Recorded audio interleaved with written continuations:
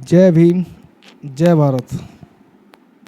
मैं अशोक गौतम और आप लोग जितने भी जुड़ रहे हो, आप सबको तहे दिल से धन्यवाद करता हूँ।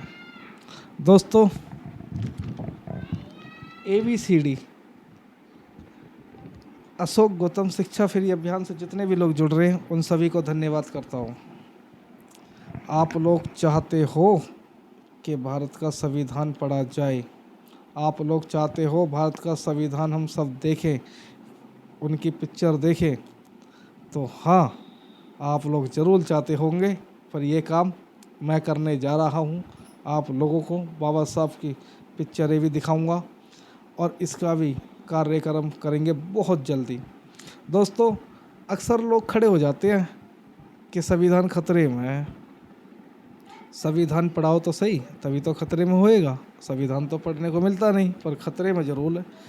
अशोक गौतम चाहता है कि आप लोग जब तक भारतीय संविधान नहीं पढ़ोगे, तब तक उसके किसी के पीछे नहीं जाओगे। दोस्तों, हमारे लोगों को यूज सिर्फ यही किया जाता है कि 5 किलो राशन पे और भारतीय संविधान खतरे में है। उससे आगे हमारे लोगों को यूज नहीं करा जाता ना। हमारे लोगों को सरकारी जॉब दीजिए तो बात बनती है।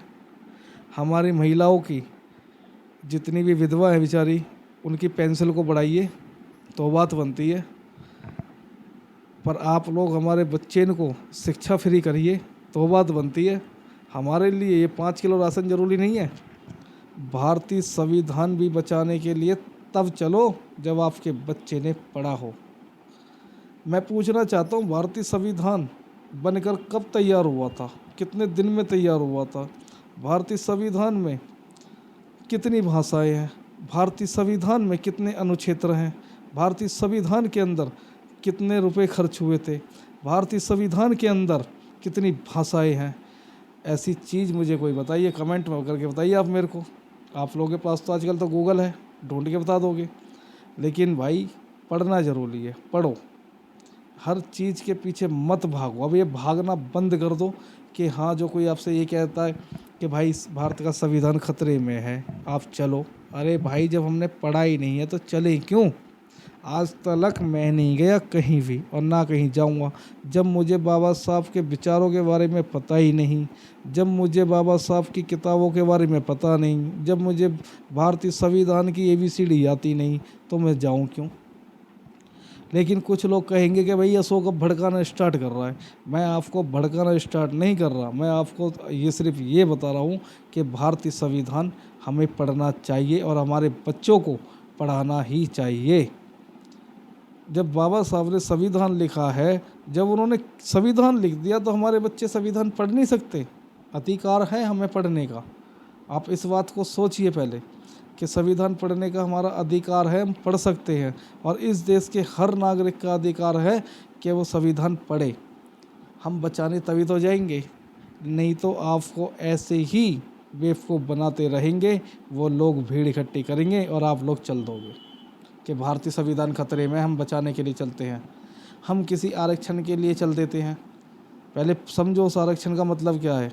अभी जो आरक्षण हुआ था उसका मतलब था सही मायनों में कि किसी के दादा की नौकरी रेलवे में थी, अब वही पोस्ट पोता चाहता है, तो ऐसे कैसे हो सकता है भाई? ऐसा नहीं होएगा।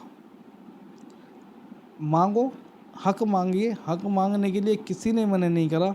आप लोग पर इस बात पर भी जोर दीजिए कि हमें सरकारी जॉब चाहिए, हमें सरकारी जॉब चाहिए। हमारे बच्चे पढ़े लिखे हैं। आज कोई पढ़ लिख कर प्राइवेट जॉब कर रहा है। भाई, हमने जब इतनी पढ़ाई करी है, गरीब आदमी जब अपने बच्चे के पीछे पैसे खर्च करता है तो इसीलिए तो करता है कि मेरा बच्चा कहीं डॉक्टर बन जाए, मेरा बच्चा कहीं इंजीनियर बन जाए, इसीलिए तो करता है। या कोई बड़ा अधिकारी बन जाए, इसलिए थोड़ी नहीं करता कि भाई कि वो प्राइवेट जॉब करेगा। आप लोग जुड़ते रहिए मेरे से, जितने भी लोग जुड़ेंगे, हम सिर्फ आपसे फ़ायदे की बात करेंगे, कायदे की बात नहीं करेंगे।